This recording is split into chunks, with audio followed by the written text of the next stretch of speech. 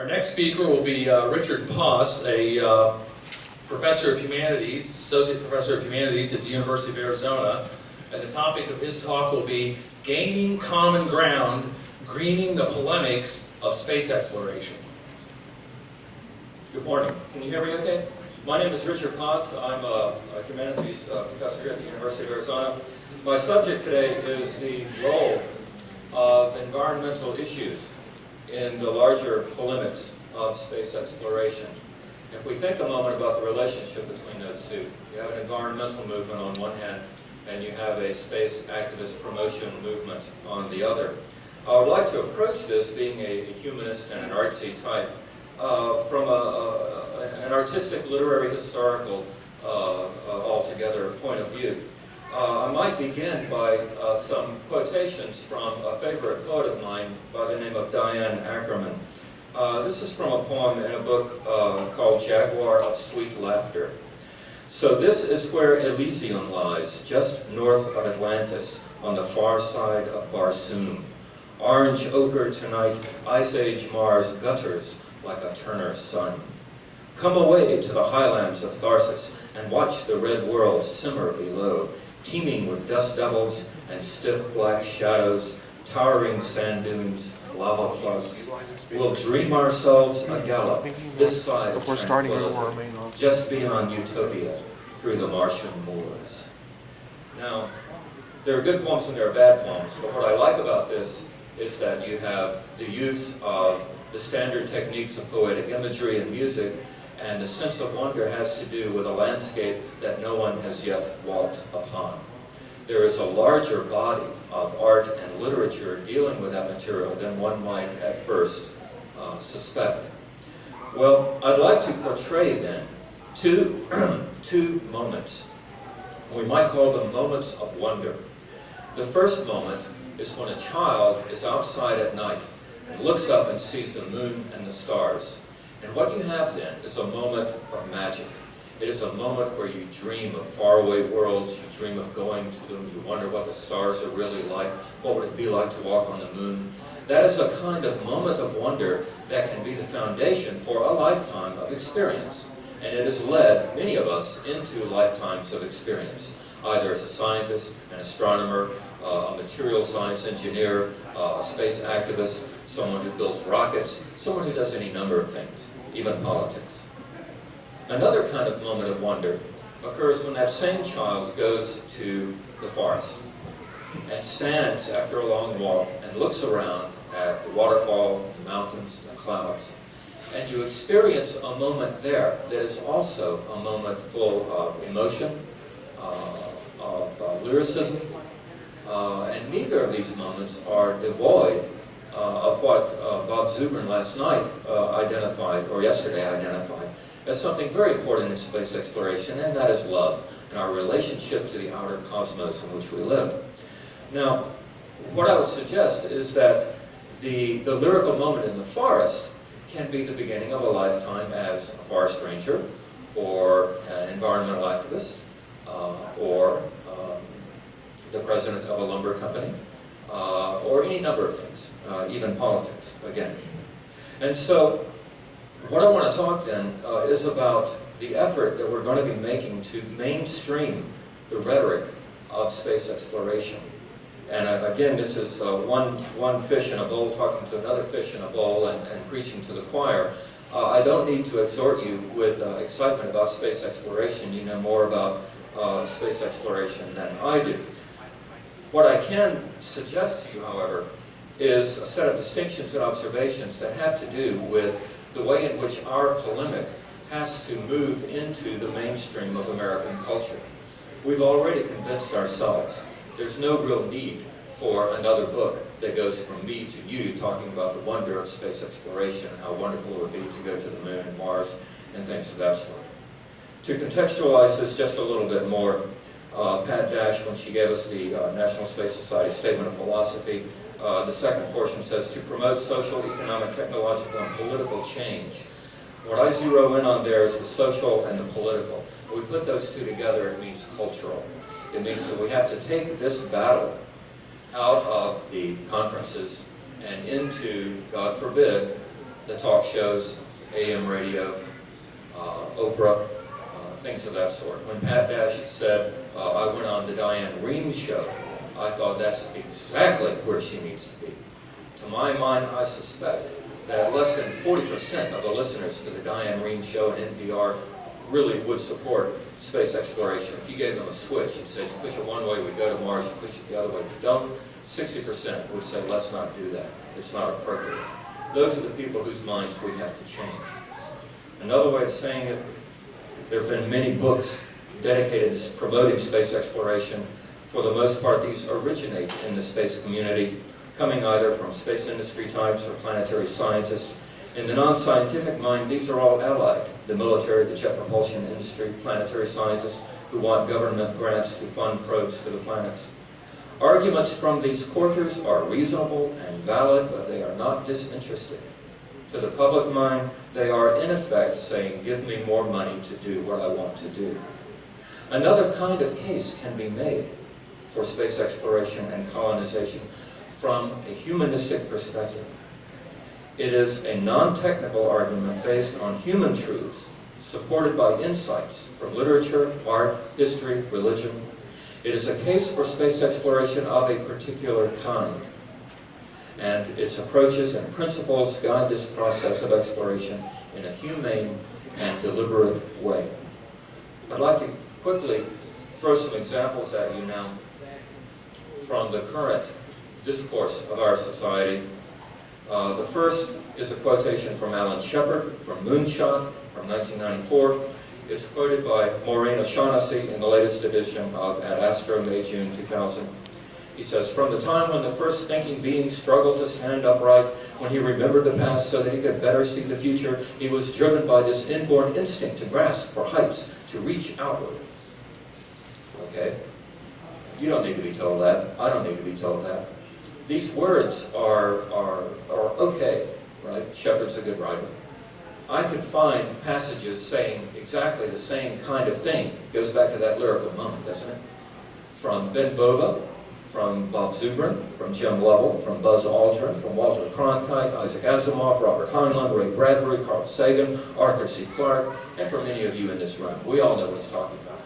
The words, in fact, that all these people use are inadequate to the reality, the soulful reality that we feel in our bones when we look up and we strive, and we think about space exploration. There are plenty of those quotations. What do we have on the other side that goes against those quotations? Here's one example from the great psychologist Carl Jung, one of the probably three greatest psychologists of the 20th century. You're familiar with Freud and the unconscious. Carl Jung posits the existence of a collective unconscious. He established the notion of the archetype. Carl Jung said of the inner and outer worlds, and I quote, space flights are merely an escape, a fleeing away from oneself, because it is easier to go to Mars or to the moon than it is to penetrate one's own being. Now, when you think about that for a moment, this is what we're up against.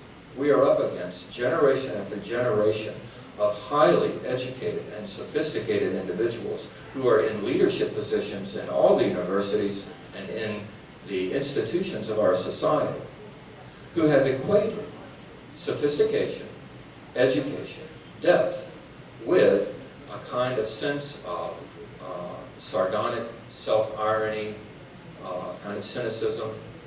And this quotation leads us to build up a kind of either-or division. Carl Jung seems to be suggesting that space exploration is kind of cheap, kind of shallow, kind of superficial. And we might make a distinction between the deep and the shallow, according to this statement. With the deep, we have things like Picasso, Matisse, Freud, modernism. Politically, the left, it's anti-science, pro-poetry and art. It's anti-technology, anti-mathematics. On the shallow side, we have the political right.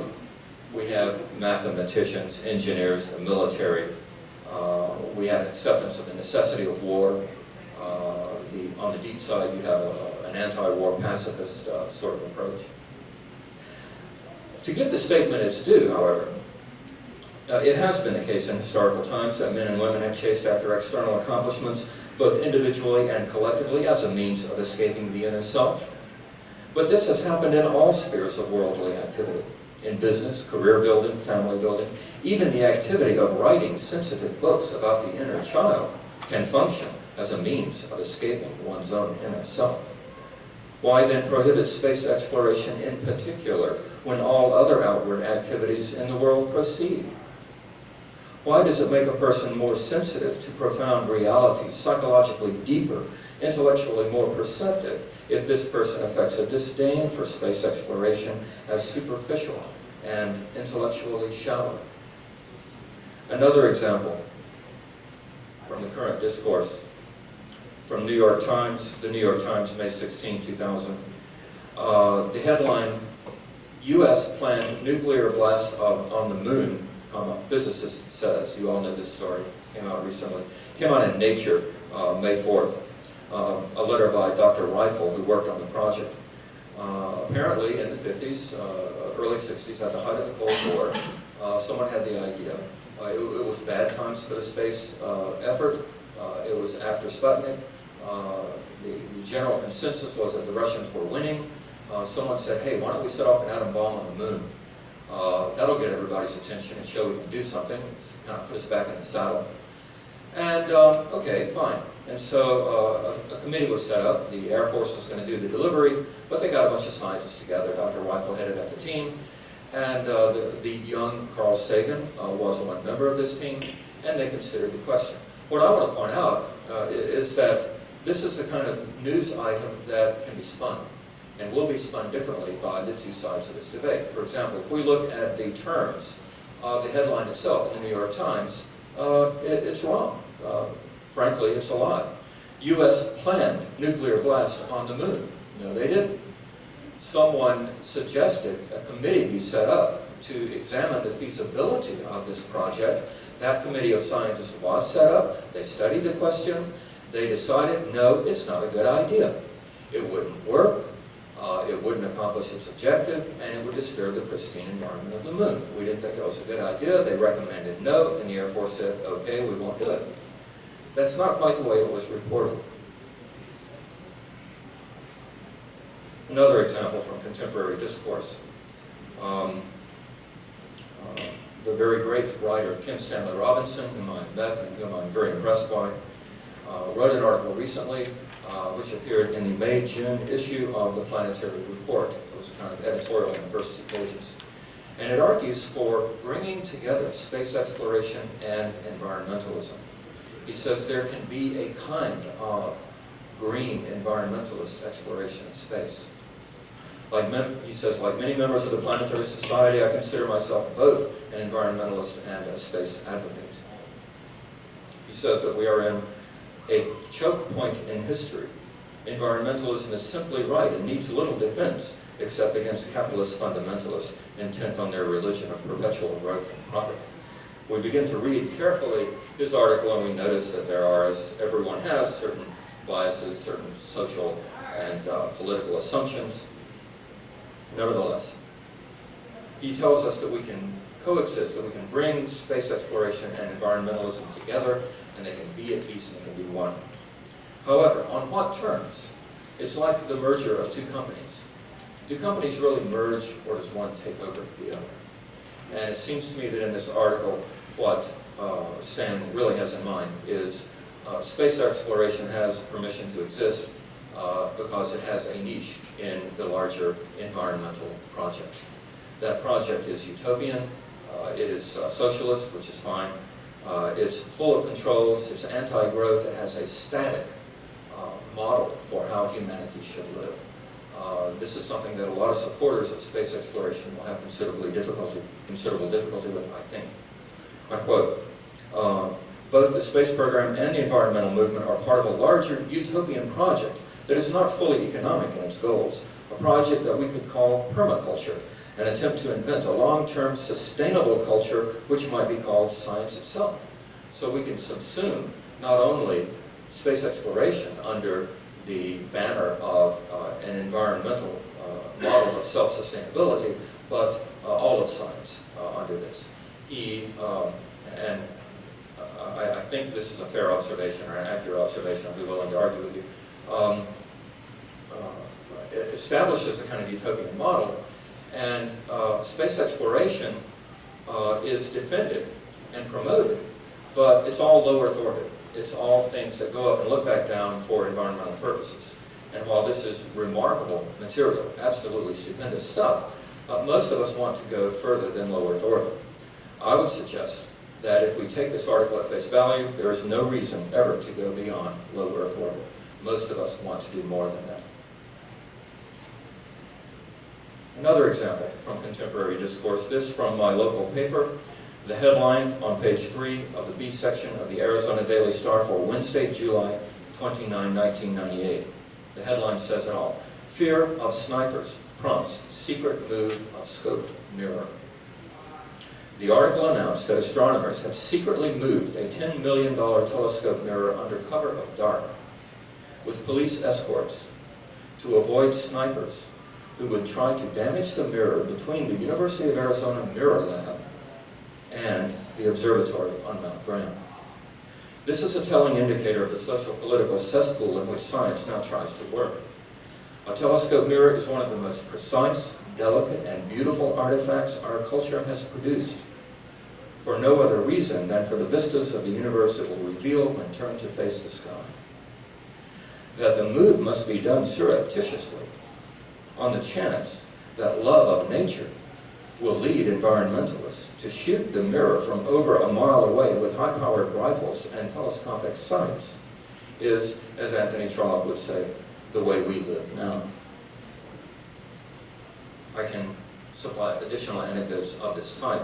A good friend of mine, an astronomer, a few years back we had the anniversary celebration of Columbus, and he performed a public service by making a public presentation where he dressed up like Columbus and talked about his voyage and what he did, and singing Canary Islands and all that, and answered questions from the audience about, well, how did you feel about this, how did you feel about that?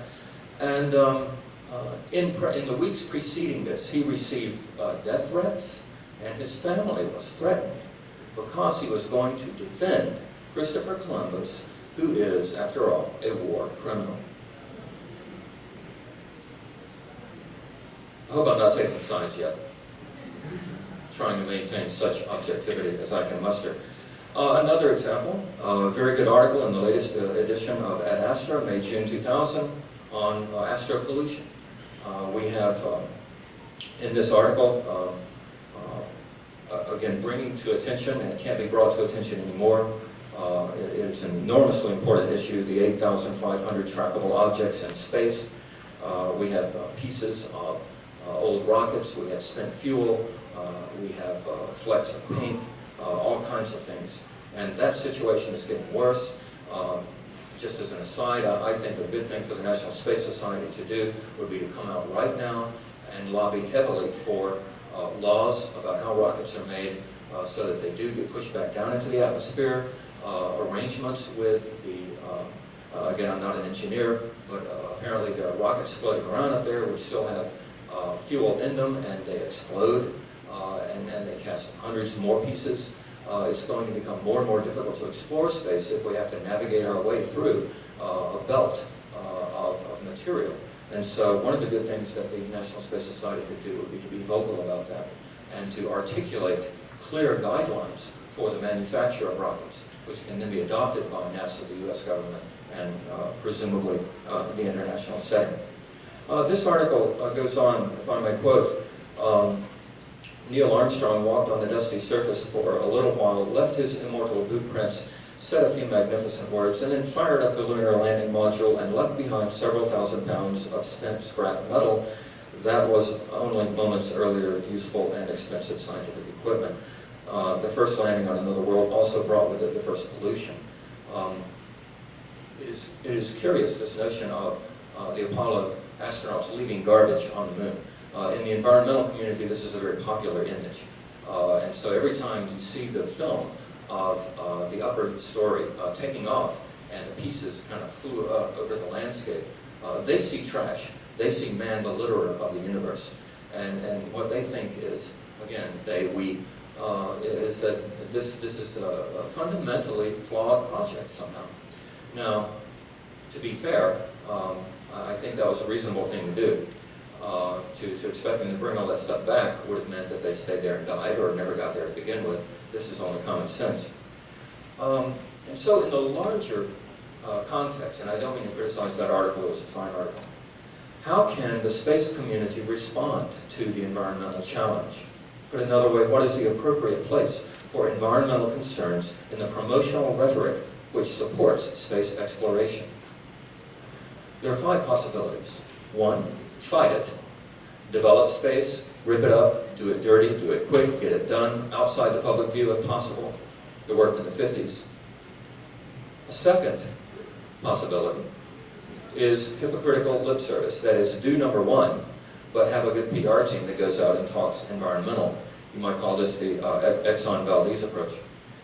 Number 3 would be to accommodate the minimum. That is, grant what the public already accepts, but no more, which is essentially a recommendation to roll with the times. I think space exploration should be more about principle, not about fashion. The 4th possibility, and the one I would hope for, is to engage in a thoughtful dialogue with environmentalism as a body of ideas, coming to terms with its validity while holding to our commitment to explore space. And this is the hardest one of all. It means making hard choices. For example, nuclear power. We've had demonstrations at the launch of the Cassini mission because of the plutonium reactor on board. The space community needs to articulate clearly a defense for the use of nuclear power in rockets and in orbit and in space. That can be done, but it has not been done very well. A second suggestion I already mentioned is to clean up orbital debris and to lobby and to be vocal about this problem, about this issue. A third, we need a president, a leader who understands nuclear physics, who could give a press conference and explain to the American people, these are the dangers, these are the risks, this is why this is a good idea. That's wishful thinking, of course. The 5th possibility is to roll over and play dead, and that's not one I recommend. And that is to simply give in to the environmental case full tilt. Let the critics take over with the result that no exploration will ever take place. Give in. It is better to stay at home until we can take care of Spaceship Earth. The problem with this, of course, is that if you give in, no space exploration will ever get done. Once, many years ago, I saw a TV documentary about an archaeological site in Israel. A large chamber from an ancient civilization had been buried for over 2,000 years and was now being uncovered. They had excavated exactly half of the chamber and were flushed and excited with the glow of discovery. The head of the team stood at the division where a wall of dirt still separated the two. It covered the entrance to the other half of the site. He explained that they were not going to dig up the other half. They were going to leave it undisturbed because future generations would have better science and more sophisticated techniques with which to analyze the chamber than we have now. And future archaeologists would need undisturbed material to work with. I was powerfully impressed by this. Of course, today it's quite usual living in the Southwest. There are lots of known sites that are deliberately covered up. Although I've forgotten the name of the site and the archaeologist, I'll never forget the faith that he was showing in not in some impersonal future, but in what we ourselves will continue to do so that future investigators will have more powerful tools for knowing than we can currently imagine. That capacity for restraint, that willingness to deny oneself the satisfaction of exploring what we have control over, preserving it so that later generations can discover even more, is what I remember. Sweeping through space in its orbit around the Earth, the moon picks up meteors and particles and stores them on its surface, a true record of near space. Footprints left on the moon by the Apollo astronauts are still there, exactly preserved. The moon has no atmosphere, little water, no erosion. What will become of our junior partner in the solar system? Most of us assume that we will return, that we will see scientific stations, military bases, settlements, cities, vacation resorts for tourists. Almost certainly there will be large-scale mining operations on the moon. What else? Should there be firing ranges for missile testing on the moon? On the near side, on the far side, where should they be located? Biological research stations to conduct genetic experiments too hot to handle on Earth. Chemical warfare experiments, biological warfare experiments, all just in case. Why not? Is there anything there to preserve? It is a lifeless world. There's not a scientist in the world who would suggest there's any microbes living on the moon. And this brings me to the extension of our basic sort of environmental vocabulary. We're used to preserving environments where there is an ecosystem, and we've taken the ideology of rights to say, well, the whales, the darters, the microbes have rights. But when there's no life there at all, what do we do? Well, if we think back to the Western explorers who first entered the Grand Canyon, they saw this, they were awed by it. Majesty, beauty. They said, in all probability, they didn't say, let's build a factory right here. They said, we'll probably want to settle over there. We'll put our factories even further. And then we'll come here on the weekends and bring our kids. The beauty of the natural environment does not depend on an ecosystem or the presence of life of any sort. Now, it turns out there is life in the Grand Canyon. There is an ecosystem in the Grand Canyon, but they didn't know that at the time. The same, I think, will be true for the moon and for Mars. The larger interest of the human race may someday depend upon information stored on the lunar surface, but which cannot be deciphered with its current scientific methods. Who among us can say what techniques will be available 200 years from now, or 1,000 years from now? The more we get used to thinking in larger units of time, the more important preservation becomes, even in the so-called lifeless environment of the moon.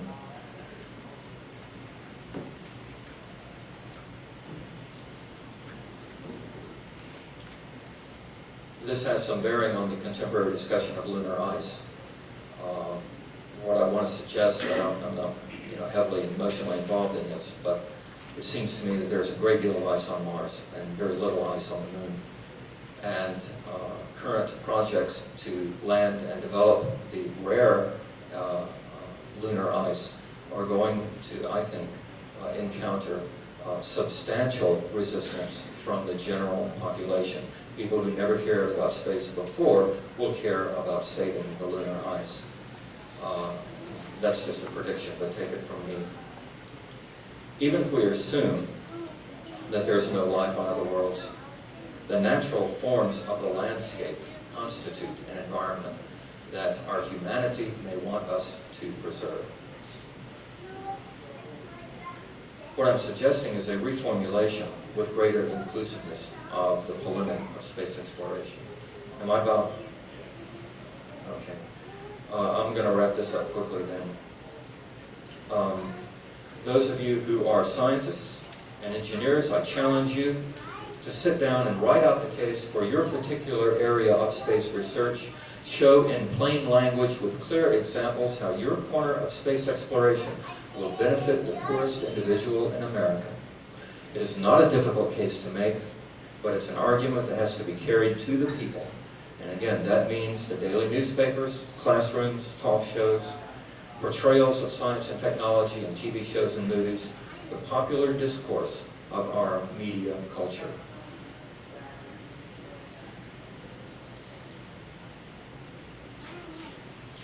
Finally, I will close with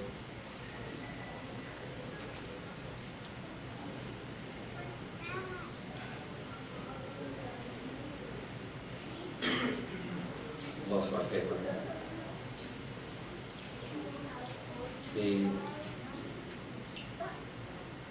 Another quotation from Diane Ackerman. A world of blues will slowly dwindle as Mars glows around the bend. The differences that bind us, the differences that blind us, will bind us in the end. Thank you very much.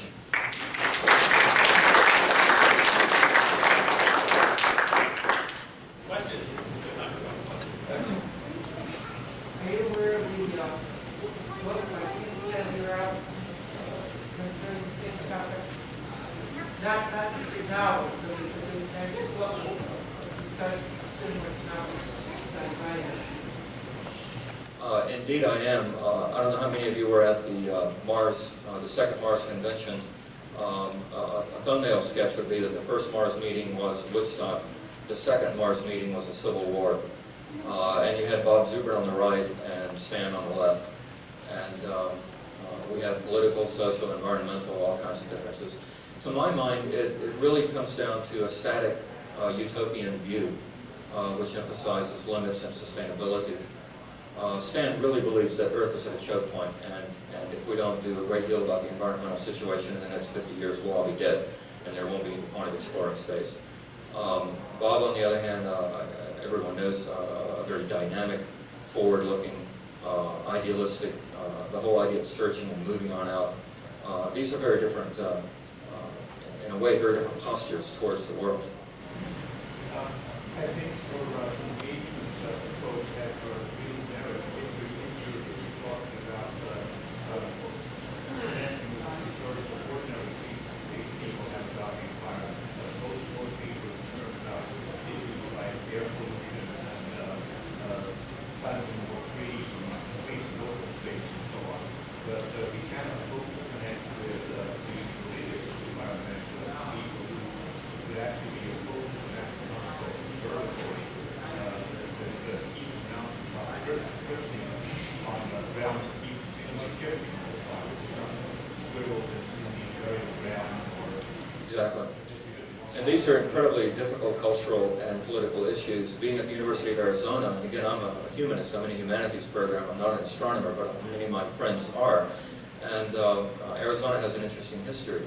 They did a very good job at Kitt Peak, meeting with the Native Americans, sitting in the teepee, smoking pipes, looked through the telescope, and got a good contract for it. They were the realm of the Long Eyes and all this. On the other hand, a textbook case of everything not to do with another mountain nearby and another sacred ground and how to handle it. I would like to see the astronomical community emphasize the element of reverence and quasi-religious material or content in the enterprise of astronomy, but even that is dangerous. I'm not quite sure where this is going, and I'm not sure what tack to take with it.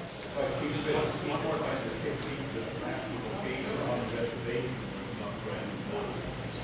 Indeed. I wanted to point out that the environmental organizations are as different from one another as the Planetary Society is and the Space Frontier Foundation.